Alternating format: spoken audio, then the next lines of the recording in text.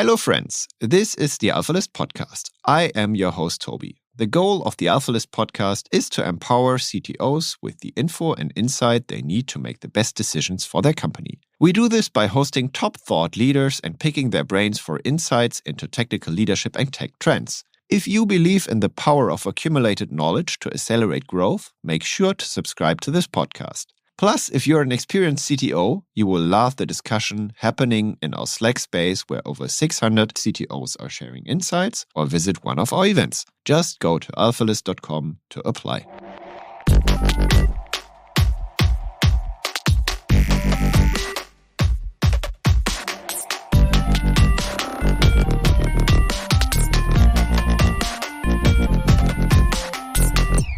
Welcome to the AlphaList podcast, where we explore the minds of some of the most fascinating technical leaders shaping the future of engineering. I'm your host, Tobi, and today I'm excited to have a guest whose insights and experience are game-changing for any engineering leader.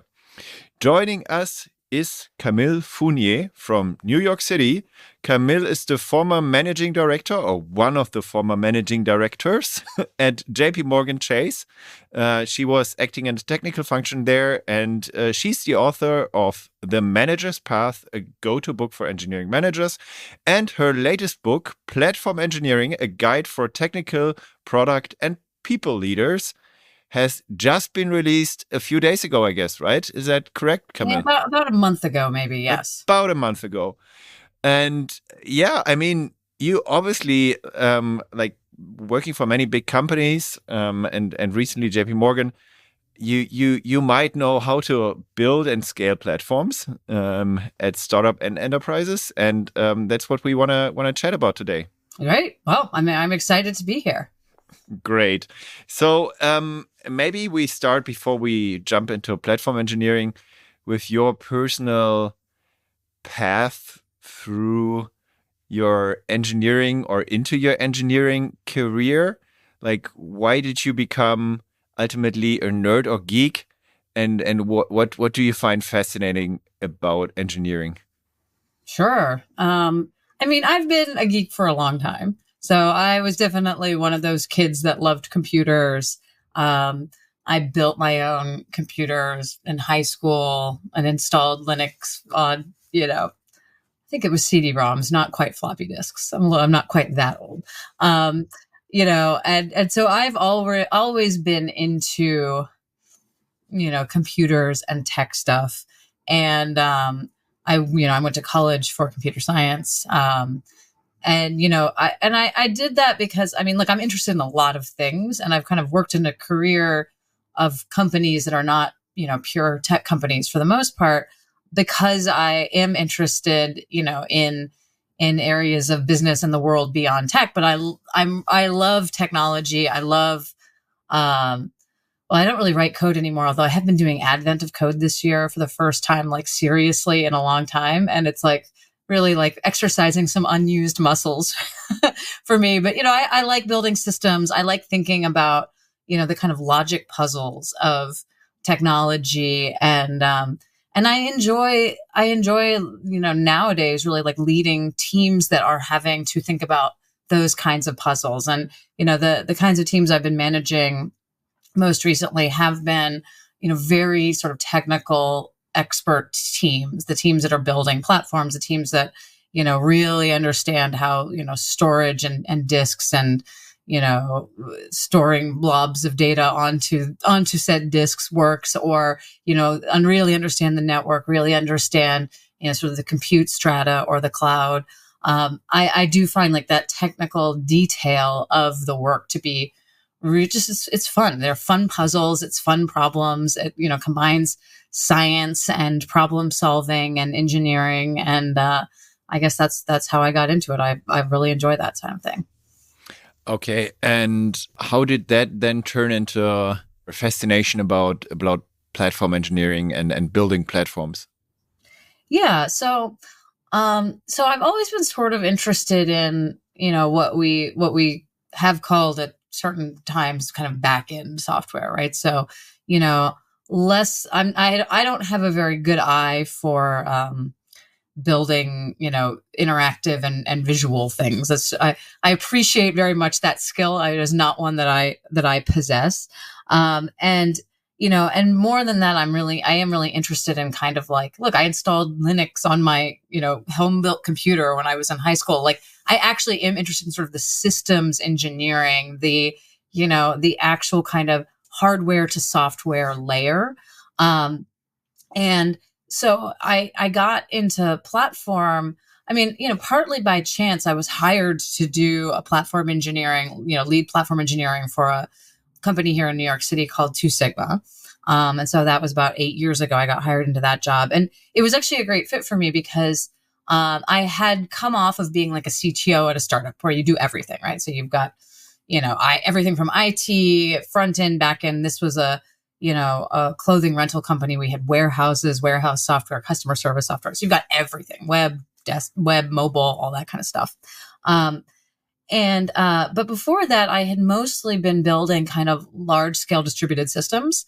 So I worked on the Apache Zookeeper project because I built a global service discovery system, for, one of the big finance companies here in New York City.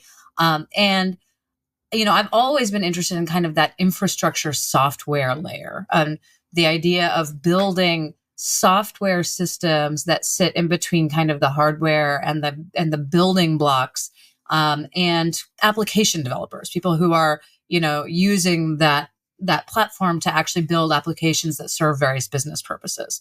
So, when that opportunity came up at 2 Sigma, it just felt like a great fit because I do understand, I understand hardware somewhat. I understand sort of the software interfaces and interactions with hardware and how to think about building these kind of large scale distributed systems. And I just find that work really interesting and really challenging. And I also care a lot about building software for other developers. I really like, thinking about that customer group and, what is it that people like? And I would not call myself like a brilliant, product manager in that space. That's not really my skill set, but I do find it very interesting to think about like, how can I make other people productive? How can I and my teams, build systems that make the experience of working at this company for software engineers like significantly better. I'm really inspired by doing that kind of work. And is the so-called platform team or the platform, which is mostly like a central thing in an organization, is that the ultimate continuation of DevOps and the attempt to centralize that? Yeah, I have to admit that I had never really thought of it that way, right? So, I've been doing Agile and proto DevOps, almost before it like got a name, right? Like the idea that you would not support your own software was somewhat foreign to me even early in my career. So, the teams that I happened to work on, I think really embraced like very early Agile concepts. They did extreme programming for anyone old enough to remember that, very early variant of Agile. But, because of the type of team we were and where we sat in this particular bank, we actually did a lot of support for our own software. So it was not like we had big teams that we just sort of handed off the code to. And I don't actually know why that was in retrospect. I don't know if that was just the people who kind of set up this software platform that we were building, really believed that you would do your best work if you also had some amount of support responsibilities. And I'm sure we had, there was definitely support teams for like the actual, databases and things like that. But for the actual software, a lot of times we would be kind of responsible for supporting it. And so I guess I have always, and deploying it, right? So deploying it, all those things that I feel like traditionally we talked about kind of the DevOps teams doing, even though of course DevOps itself was all about developers and operators kind of coming together into one role or filling those functions of both as needed. So I obviously am a believer that DevOps is valuable. I've done it. I've been that person. That being said, I think that what we see a lot of times in the way that people end up implementing DevOps is that you do get a real fragmentation of experiences with both like the software development and deployment support, as well as the like actual kind of production support experience from team by team, right? So on the one hand, I think it is a good idea that developers be responsible for supporting their own code. I think that just like it makes you much more sensitive to what works and what doesn't, and much less likely to throw things over the wall. It creates better dynamics. Like there's a laundry list of things that are good about that model. But most developers are not experts at everything. And I think that there has been a real, this kind of trend that started with DevOps and continues to push every time you hear something like shift left, even though, shift left security, shift left UX, shift left accessibility, where, the meaning of that is like, oh, you push it earlier and earlier in the development cycle, so that, you catch it earlier and you think about it and you design for it. All of these concepts are very reasonable, but it all starts to mean that you're overloading developers with lots of jobs, right?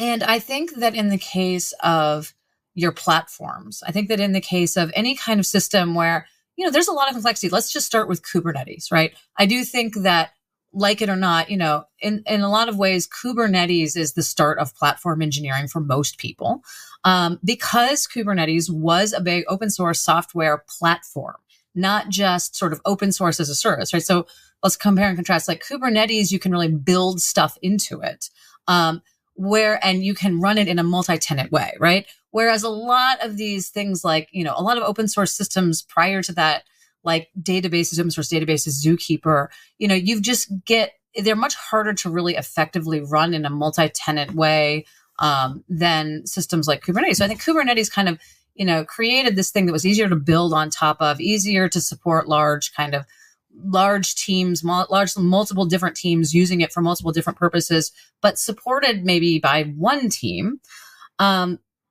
And I don't think it's realistic for every single software team to have somebody who understands how to run Kubernetes on that team.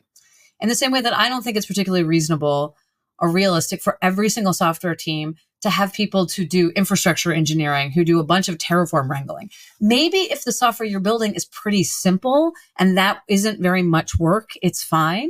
But there comes a point in which if you got a big company and you're building a lot of complex software and you've got a lot of different complex, build and release processes, there's only so many people that have the expertise and the interest in doing that work. And trying to have it sharded out to every team means you're going to have very uneven experiences across those teams. And even ignoring kind of the efficiencies, like, is it more efficient to be run in a central team or not? I think there's plenty of pros and cons on that. I just think that, you often set people up for failure by either expecting everyone to be everything to everyone, right? Which I think is a little bit of a downside of DevOps. Or by having one or two people on every team who are the DevOps person, or who are the build and test person, or who are the whatever person. Where if you're on an application team and you're that person, what's your promotion path really look like? What does your growth really look like? You're the one-off on that team. It's an okay thing to do for a little while. But my experience is that those people, tend to kind of churn pretty quickly because they feel either alone, they don't feel like they have a promotion path, they don't feel like they're tied in to the critical work of the team. So I think platform engineering is kind of a recognition that we have a lot of complexity that has, built up over the last 10 years, that the cloud has not actually simplified much for any of us at all, that just overloading development teams to do more and more and more and more may not work that effectively, and that we can do more than just sort of centralize for cost efficiency reasons. We can actually build software abstractions that will make the application developers able to deliver, better, faster, more reliably, if we put the people who are really passionate about that part of the software all together to think about and build these platforms. And what would be your definition of the platform? I mean, you just mentioned Kubernetes, infrastructure and code, et cetera, et cetera. Is there like typically an internal tooling that needs to be built to outbuild the platform of a company, or is it potentially just standard tooling? So we define platforms. We've used sort of a modified version in the book, and I want to be clear that other people have slightly different definitions of platforms, which is fine. Like, this is what we think is interesting to talk about and interesting to work on. I'm not going to sit here and say if you have a different definition of platform, you're wrong. I just think, like, if you, in the context of the book and in the context of the work that I've done, the definition of platform we use is actually from someone named Evan Botker, published something, I believe, on, I think it was on like Martin Fowler's blog, back in 2018. And with some updated terms, the definition we use is a platform is a foundation of self-service APIs, tools, services, knowledge, and support that are arranged as a compelling internal product. Autonomous application teams can make use of the platform to deliver product features at a higher pace with reduced coordination.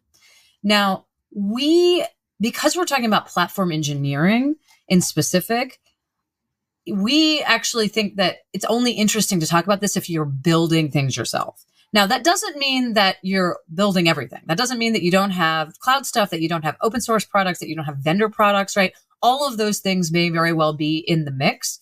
But if there's no software engineering at all being done, it's probably not really platform engineering in the scale and scope that we talk about in the book. That's not to say there's not work to be done, but in our mind, the things that you do when you actually apply your own software to the problem, is that you're actually willing to kind of change and shape and code the systems themselves to make them more scalable for multiple different types of use cases, to create, to really manage their complexity more effectively, deliver more business leverage through curation of what you're offering, creating software-based abstractions.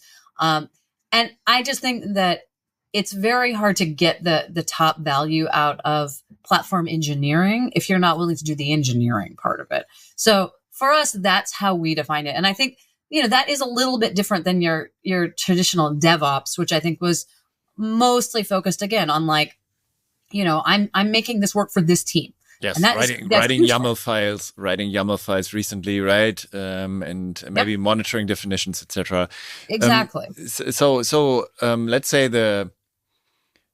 let's agree then that the start of a platform would be if I hand every team an AWS account with own billing, which is connected to my IDP through some code, which is maybe regularly in an automated way audited together with, I don't know, GitHub access plus like automatic scanning of diverse security issues, etc., which is like maybe partly open source, partly not, together with metrics, Prometheus potentially, stuff like that, right? And that I think if you could, combination of open source together with like your internal rules and conditions on what to use and what not, right? Yes.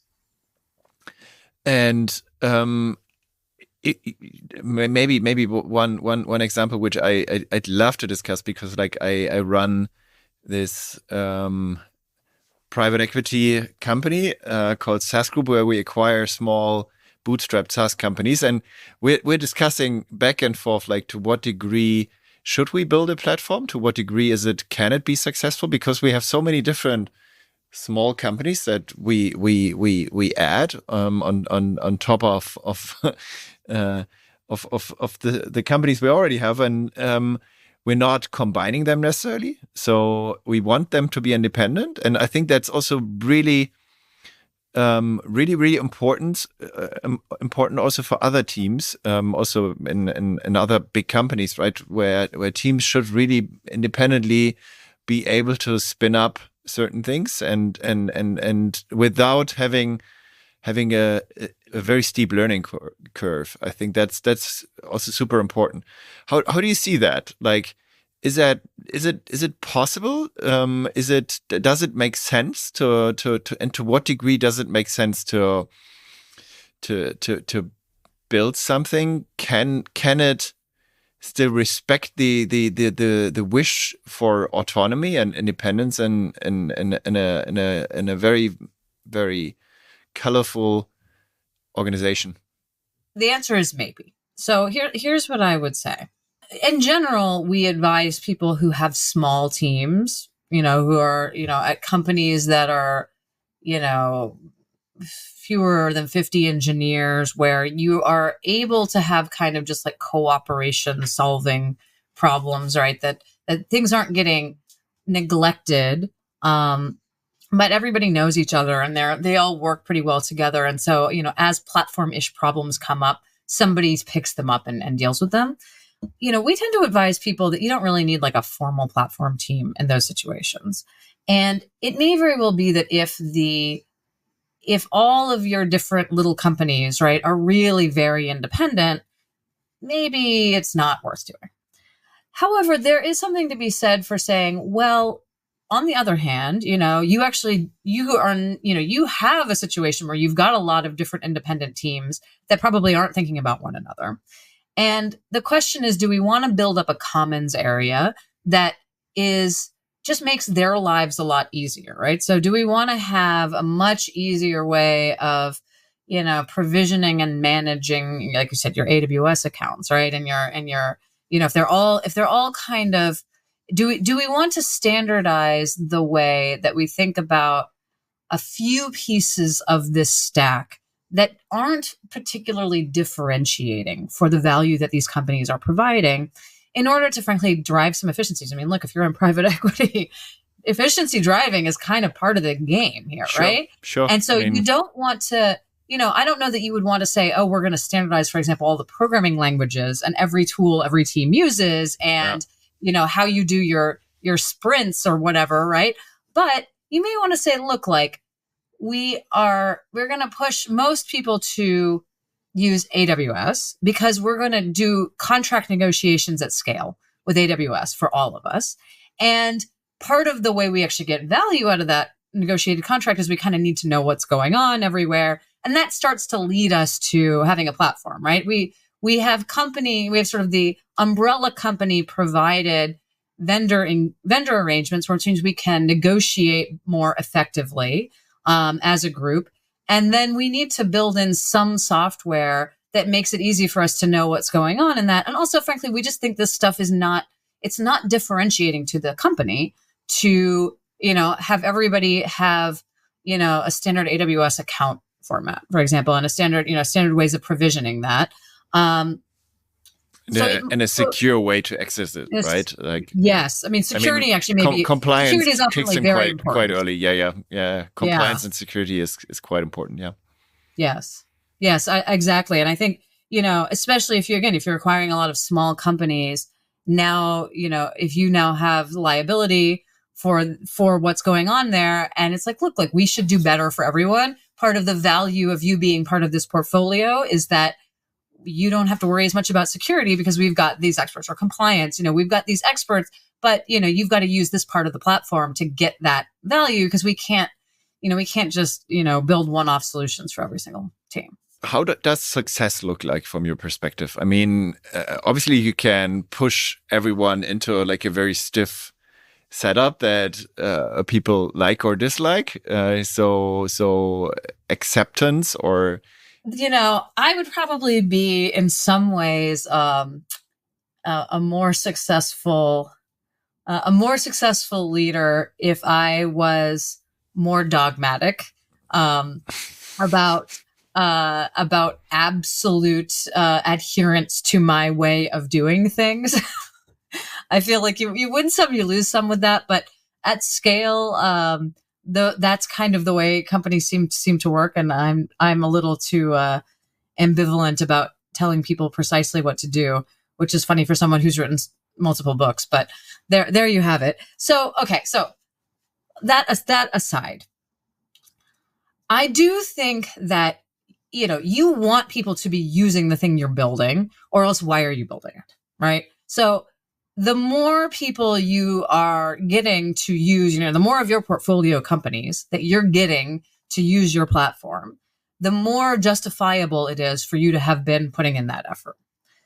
But I think that there are different ways to approach that, truth, right?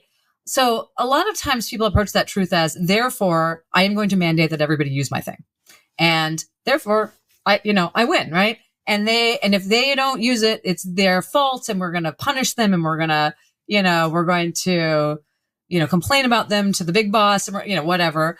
And so my belief is that, like, especially in the first 2/3 of your kind of platform journey, you actually really want to be not trying to force people, but trying to encourage people, trying to build something that people really want, right? I said that one of the things I like about platform engineering is I actually care a lot about the experiences of the people that are using the software that I and my teams are building. Like, I care about that a lot. I don't understand why I would want to make someone's work experience worse by the tools and technology that I'm providing for them. Like that, it's going to happen occasionally because we're imperfect, and nobody builds perfect software, but like my goal is to make people's lives on balance significantly better and not make them feel like they are being straitjacketed into software that doesn't really meet their needs, that they're being slowed down. Like then you're really hurting yourself, right? You don't want to be building something that is hard for people to use and limiting for them and slows them down. You're kind of losing a lot of the value of the platform in pursuit of this sort of adoption goal.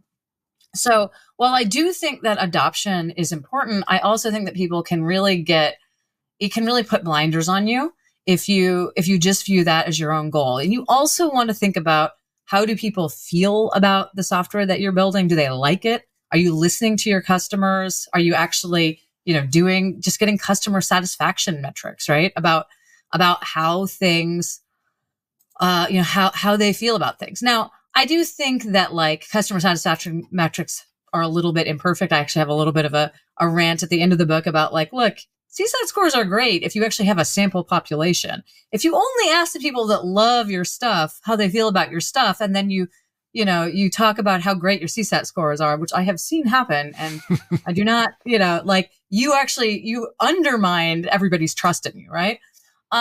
Trust is actually a big thing, though. So I think that one topic we haven't touched on, but that I think is actually really important, and it goes back to almost the DevOps part of this job.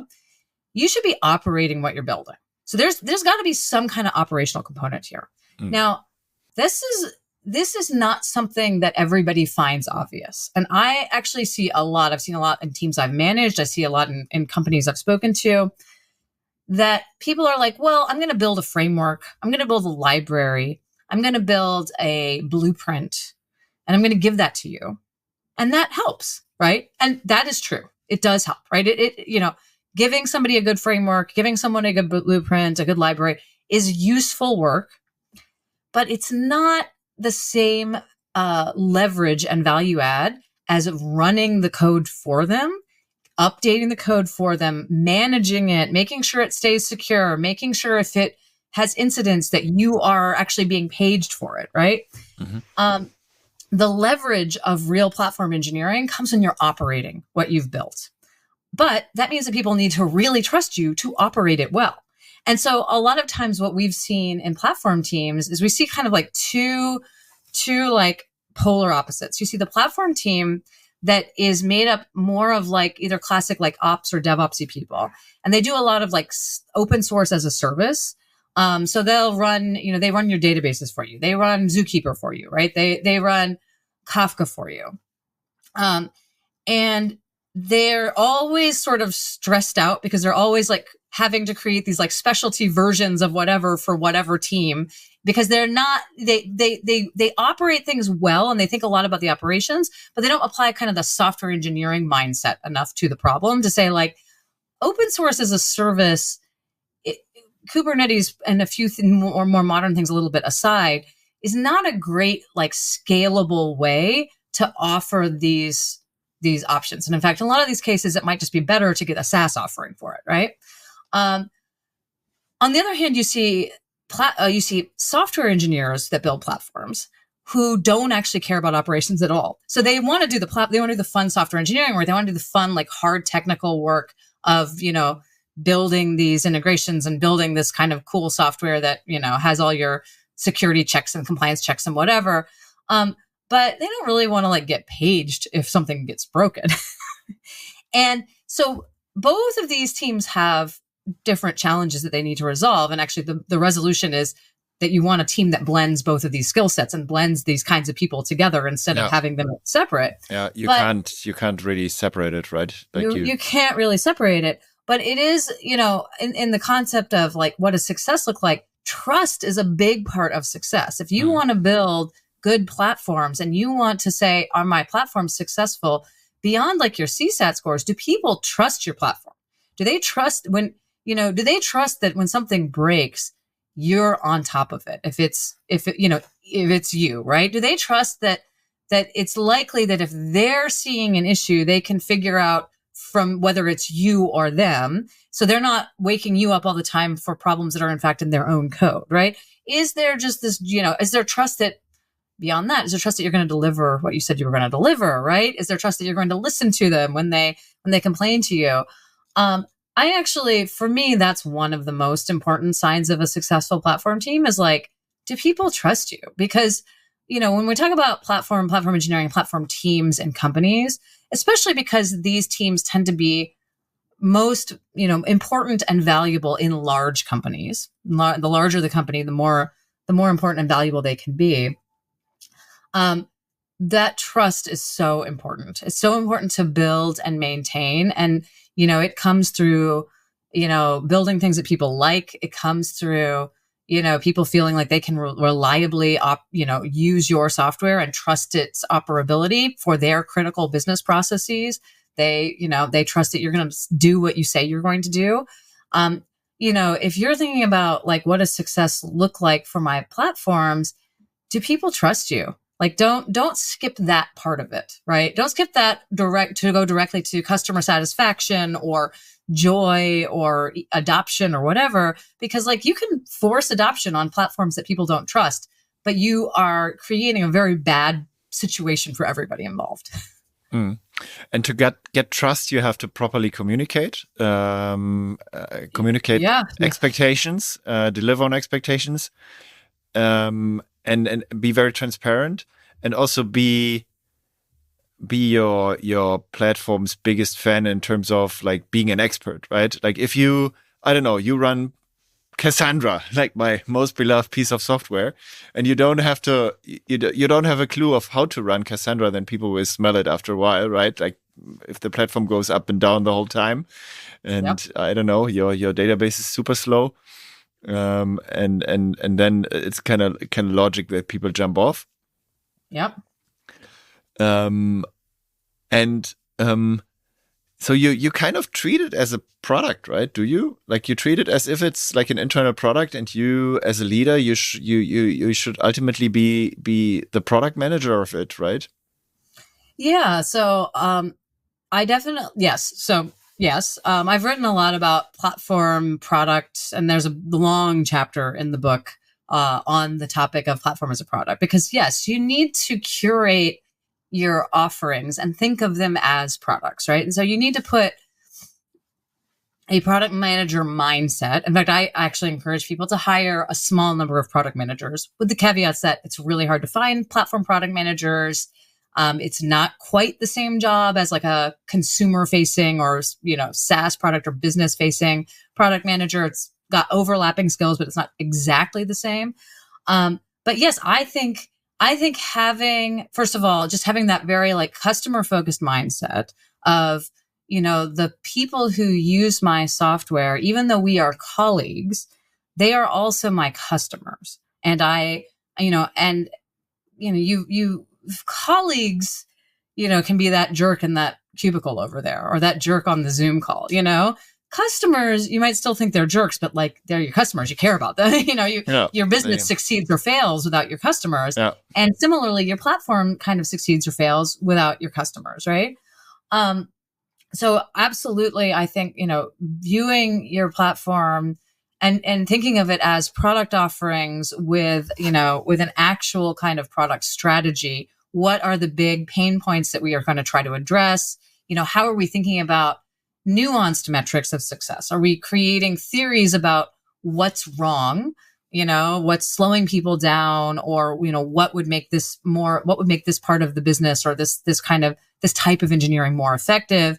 Are we then, actually designing somewhat experiments, right? So we're going to invest in speeding up our storage systems because we think that, the storage speed is actually making it, hard for us to run simulations at scale, and therefore we're not getting data fast enough to make, faster market decisions. Okay.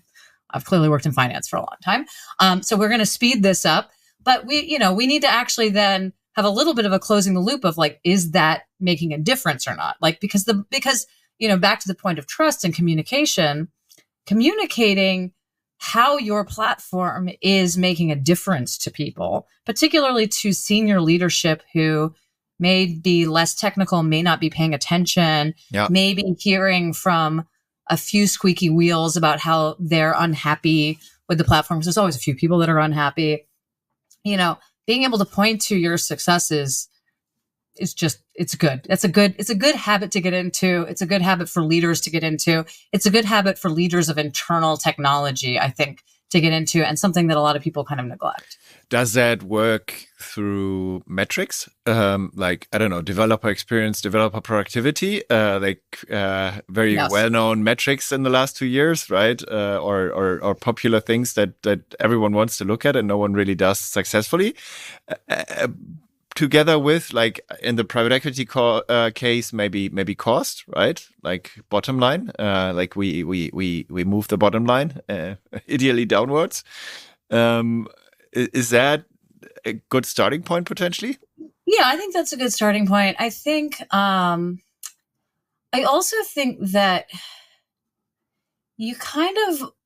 so I think it can be easy to get into like really big metrics, right? Like cost and whatever developer productivity means, which I think there, as you sort of alluded to, I haven't even seen that many companies really do just the basic DORA metrics all that well. And I think those are the ones that I like. I can easily get behind the DORA metrics. I think those are very solid, very well-researched metrics. Just measure those effectively. And I have seen a lot of companies struggle to even do that. So trying to go beyond that, maybe to the space metrics or to whatever other kind of, I don't know, people promise a lot about developer metrics. It's not at all clear to me how many companies measure them well, measure them in a comparable way. All that aside, that is to say, I think those are all very good sort of high level things to keep in mind. And certainly you want to be measuring them as best you can and reporting on them. But you also want to think about like the quarter by quarter, the smaller things that you're doing, and how are you talking about those? Because it's not just like the biggest things that matter. It's also it's the trickle of smaller things that you are enabling. Some of the things you're going to do are just like, this was not possible before and now it is possible, right? And that's not all of your work, right? I think people can get hung up on like, well, we enabled X, so therefore we are successful. It's like, well, did it matter that you enabled X or not, right? But some of it's going to be, this wasn't possible, it is now possible. Some of it is going to be, cycle times, developer metrics. Some of it's going to be cost, right? Some of it's going to be, measurable performance improvements for the subsystems that you're using. So I think there's a lot of different things you can measure. The point is more that you, as a leader, you are constantly thinking about what's the story we're going to tell about the work that we're doing. Like, a little bit of that Amazon, the Amazon product managers write the press release before the product.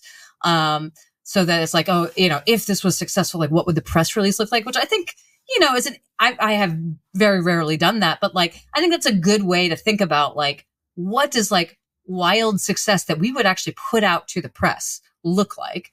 It forces you to think about like what is a really articulable, understandable to a wide audience, because I think platform teams often don't think enough about, hey, we've got to like communicate this to lots of people that may or may not really understand the nitty gritty of like, IOPS and like, oh, we like, fixed this, this encoding problem. And, there's all kinds of like obscure things that we sometimes have to fix that people won't appreciate, but you still want to talk about them in a way that they will appreciate, because your people in understanding your work and how your work is making the business more successful, that is really important. Yeah. I know so many teams that would just answer, what we do is not special. So I don't want to talk about it, right? Yeah, that's, I don't know what to say except like, actually, like, first of all, what you do is awesome. Like, if you're listening to this and you're like, oh, I'm on a platform team, but like, it's not that special. It's like, like that's crazy. You're doing fun stuff. You're doing like, yes, of course, some of our jobs, everybody's job has some drudgery in it. But the work you do matters, or else why are you doing it? Right. And I think, and actually I think, the job as a leader, my job as a leader is to help people understand why the work they do matters. Right. And even if it's weird, obscure, deep technical work, it's help them tell the story of how their work matters, because that's what you need to do to get recognition, to get promotions, to get whatever. Like, that's a little bit of this is just like company politics, but, some of it's also like helping people refine their own sense of like how work connects to the larger story of the company, means that they get better at picking what to work on, which is important because no leader tells every single person in their company what to do precisely, right? You need people to understand kind of relative value. You need them to be able to think about like, what is the larger group doing and how does my work fit into it? Because when people make day-to-day decisions, which most people do, the better they understand what's important and what isn't, and they choose to follow what they understand to be important, which is a different story, the better that, your company's going to do, right? That's like part of the job. So I would say,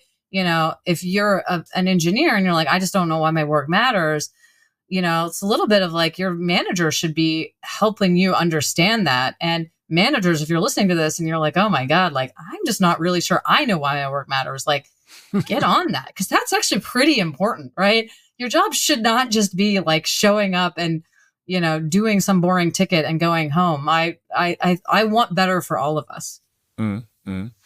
Yeah, that's really a problem in engineering from my perspective, that most people just don't care so much about like advertising, talking about their work, right? They about their achievements, about their successes. This is like, I would say, special in engineering, but also in smaller tech companies. Like people just think like, hey, what I do isn't special. So, which is in most companies not the case, and there's like really hidden gems that others can profit from, also internally, right? If you talk about that, like with my 20 portfolio companies, like people should interact, people should share knowledge, and other people can profit from that, right? How do you prevent, let's say, that the typical issue that we've seen that with DevOps people in the teams, right? When you have, like, let's say you have a small company and you have one person working in DevOps, then there's a lot. I would argue there's a lot of the work being done, not necessarily necessary, and maybe also, let's say, career or a keep alive mechanism for the DevOps person's career potentially. How do we prevent that in platform teams, like that you over engineering, that you're building like too complex infrastructure? Just to keep the thing alive. So, right, that's a great question, and it's not an easy one to answer. So, like on the one hand, right, your DevOps, your lone DevOps engineer on a team, like part of what I said earlier, right? Part of the value of platform engineering can very well be that like you're not the lone DevOps engineer on the team anymore. Like you're in an organization all of people that are all doing this at a larger scale, and therefore you have people to work with and people to learn from, and that tends to be just good for everyone if you can make that work, if you're at the right scale of company to make that work, which is definitely not a tiny company. Over engineering happens everywhere for sure. And it definitely happens on platform teams. It also happens on product teams. Let's be clear. Actually, what I see happen on product teams or application teams, not platform teams, is that they over-engineer. This is an aside, but it's an important one. They over-engineer when they have product managers or business managers or whatever that give them no freedom to help shape what's being built. Meaning that when you have this people have this weird idea that like, if the product manager, says the what and the engineers say the how, that's fine. But the reality is like the how is not often that interesting, these days. There's a lot of how that's like, and maybe this will all go away and AI will just write all our code for us. But, there's a lot of how that's like, it's blocking, it's tackling. It's just like, throwing some code down, it may be interesting the first year that you do it, but after a year or two, you're like, all right, like, great. I'm going to add another button to this page. I'm going to change this to that. I'm going to if your engineers on your product / application teams, not platform teams, feel like they have no voice in what is being built at all because they are so dominated by a product manager or business manager or whatever, they are going to over-engineer something. I can 100% promise you. Every single place I have worked at where that has happened, weird stuff has come out. Some team you create shadow platforms, you create weirdly over. It's like, for us to do this, we need a 20 node Cassandra cluster to, handle our, 20 gigs of data, because like, that's the only way to like make sure that if a nuclear strike attacks both Germany and New York City at the same time, we won't lose anything, right? Like you will.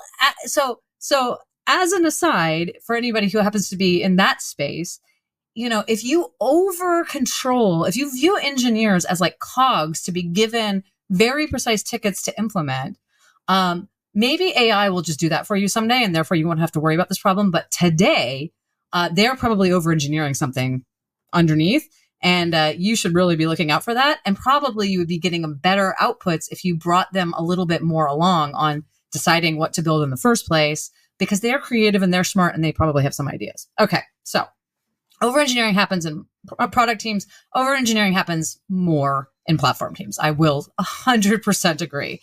And that is why it is so important, if you're going to build a platform team, to be very thoughtful about how you are communicating what you are working on, how you are deciding what to work on, and how you're setting goals and holding your team accountable for delivery.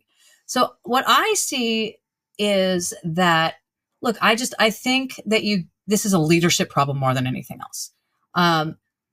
Leaders who don't want to have hard conversations with people about what is important to work on, and who aren't willing to say, no, actually, we should not rewrite this system. I know it's sort of annoying to you that it has these flaws, but rewriting it is going to take twice as long as we think it's going to take. It's going to cost us a lot of momentum, and it's not going to really provide value.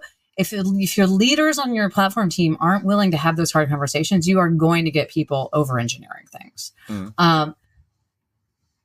Now, on the other hand, you do need to have thoughtful processes for evaluating what needs to happen, because there are times when your platform team is right.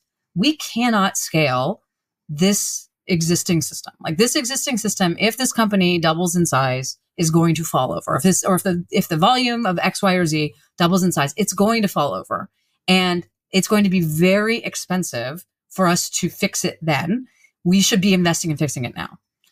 It's kind of the job of like platform engineering leaders kind of need to know platform engineering to do the job, because you got to be able to tell when that is true and when that's bullshit. And I've done the job, right? That's my technical background is large scale distributed systems. I know enough about certain parts of it, and I know how to hire people who know the other parts of it. This is kind of like I think this is a big risk when you're hiring platform teams and you're hiring platform leaders. You want people who are good managers, but you also want people who kind of know the space, because it is much harder to know the technical yes or no in this than it can be in certain other areas. Mm. So ultimately, you have someone who worked as an engineer and then maybe as a CTO or in DevOps, so who did infrastructure, who then turned into a leader. So that's where the CTO comes into play, and then also likes product management. So, that's actually the one thing I worry about with as I sort of tell people after I've written the book, I'm like, I really believe in platform engineering. I wrote a book on it because I really believe in it. But I sometimes step back and wonder, but maybe this is just like not something very many people can do. Yeah. Not to be a little bit arrogant. Like myself and my co-author are both very good at these things. And maybe we're not very, maybe this is something that there's not actually all that many, I don't know, but I'd like to believe people can learn how to do this. I'd like to believe that people can learn how to do this, and that, they would be willing to do it. I think it's not just that we're good. It's also that it's actually really hard. There's a lot of just hard stuff that's how do you do planning really well? How do you do how all that communication stuff? I wasn't born knowing how to do this. I had to spend a lot of years learning how to communicate to various types of executives, right? I spent a lot of years learning how to do large-scale infrastructure project management, planning, and communication. That's not, I think these are all learnable things. I was not born knowing how to do this, but it isn't easy stuff, right? And so, however, again, I think there's a lot of tips, and like the book is full of ideas for how to break these kinds of problems down, right? The planning issue. How do you break down the planning issue? Unfortunately, it's work, but it's look, if you've read anything about, Amazon does it this way, or let's do OKRs. If you've read any of those leadership books or any of those leadership blog posts about just do XYZ, the truth is it's never just do XYZ. It's always actually figure out what really works for you and for your team, and then teach a bunch of people how to do it, and then do it in iteration for a few years until you all get pretty good at doing it. And then you will be able to do XYZ, right? OKRs, writing 6-pagers, right? Planning. None of these things is easy in any form. But I do think that it's important. So I think on the technical side of trying to avoid over engineering on platform teams, and trying to avoid projects that don't matter. Actually, while I think being able to call bullshit is really important, some of the shortcuts are, do they have a plan? Do they have a plan that has milestones in it? Do they even have a plan for the first half that has milestones in it? Maybe you don't have the whole plan, but you got the first half plan. Can you think about what the benefits might be? Can you even if not in metric form, just in qualitative form, with something slightly more tangible feeling, can you write that down, right? There's a lot of different approaches you can take. I find that even when I'm not an expert in it, because there's plenty of platform level technical areas that I am definitely not an expert. Networking is a great example. I do not know anything about networking, but I think it's also okay to ask people, detailed questions about it. And then frankly, gut check people with other people, right? So if you've got a few people that are good at networking in your company, even if you're not, and you can get them all to agree on something, it's probably the right thing to do. You still want to ask them questions and press them on it. But now, whether it's the right thing to invest in now is that's a management skill, right? But like whether this is something that it needs to be done, I think, like this is just part of management and executive leadership, is like figuring out for areas that you're not the deep expert in, how to tell who knows it well, how to get that kind of meta expertise of the people on your team, or maybe the people in your wider network. Maybe you call in a consultant to help, right? There's a lot of different ways to do this, but like you've got to ask the questions and you've got to be willing to say no. If you're not willing to like ask the questions and say no ever, you're going to over-engineer occasionally, no matter what you do, but like you're definitely going to over-engineer if you as a manager is like never willing to be like, we shouldn't do that. Yeah. So I have hard conversations. I was just about to like shortly come to the finish line and ask you for 3 top tips for CTOs who wanna start building a platform, but you just gave 10, right? So I mean, look, read the book or skim it. At least I really, I actually think we put a lot in there, and it is a book for leaders. It's a book for, this is not about the technical implementation details of writing platforms. There's some technical stuff in there, but not very much. And as long as you are mildly technical, you will be able to generally understand it. Read the book. But I think, look, like, don't start it too early. I actually I feel like very often people who are trying to sell you something are like, do it now, do it while you're a 3-person startup. We are not trying to sell you anything here. Don't do this if you don't need it. But if you need to do it and you're at the scale that you need to do it, I think we've got a lot of great advice in the book. I would say,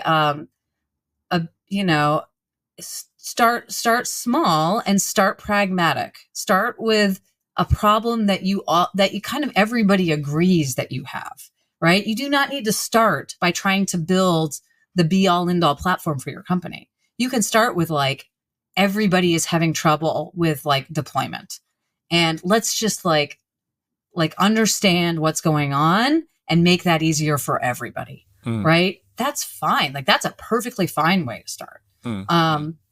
You like figure out like some agreed upon common problems across your different engineering teams and start with that and rack up some quick wins. And some of that will be stuff that doesn't scale, right? Some of that will be like, we're just going to like help this team solve this problem, right? You don't want that to be the only way that you operate for the rest of your existence as you grow, as the company grows and as you scale. You'll do some of that no matter what, but like, that's not, if all you're doing is like one-off projects for various teams, you're not building a platform. You're just, you're sort of an enablement team, which has value, but like isn't really, it's not this kind of scaled thing, not the scaled leverage that I think we're talking about there. But a little bit of that in order to like get people comfortable, in order to get to know what people are doing. Because frankly, working with other teams that have existing problems and maybe even have solutions for those existing problems is actually a great way to figure out what your platform should do. Because a lot of the great ideas are not going to come from your platform team. They're going to come from product engineering teams or application engineering teams that had the problem first and solved it for themselves. And their solution is probably not going to scale for the whole company, but it may have the beginnings of the best solution for the whole company. So do product discovery, right? Yep. Very important. Anyway, I always have lots of advice on this topic, but I did write a book on it because, I had a lot of thoughts. Because of that, yeah. And Ian had a lot of thoughts. And, I do think the book is really, like, it is a dense book. There's a lot of stuff in it. I think if you are a scaled engineering manager, even if you're not in the platform space, there's probably some stuff in there that would be useful to you, unless you think you are already an expert at running re-architectures or large scale, large running projects or dealing with your own internal stakeholders. We've got a lot of good stuff on that is, probably generalizable beyond platform engineering, but is very important for internal teams. And you actually convinced Tim O'Reilly to publish it. So I think that's like enough said, right? We've got an animal on the cover and everything. It's a marble. Great. Yeah, I have to absolutely check it out. And I hope my listeners do that as well. Let's wrap up with a little surprise for you. So I actually spoke to a former colleague of you at JPMorgan Chase, where you acted as managing director and built a platform. And there is a hidden Easter egg in a custom ingress that you wrote there, which is a little time machine feature that actually allows people using that ingress to travel back in time. And we now have the chance to jump back to the year 2020, when you were like just getting started with that platform, and also on the side writing that book. And you now have the chance to whisper something into like a little piece of advice into yourselves' ears back then. What would it be? Well, if I was whispering advice to myself if I was just my advice to myself in 2020, it would be knuckle down, because this pandemic is going to be 2020 is going to be a very, very difficult year. There's plenty of advice that's not appropriate for the context of a podcast. I think the advice I always need, that I give better to others than I give to myself, is about picking your battles and deciding what's really most important to focus on and abdicate for, and what to just sort of let go, let be, let it evolve itself, because you can't fix everything. I have to give that advice to my wife as well. We have a lot of debates about it. It's a real life advice. So thanks a lot for that.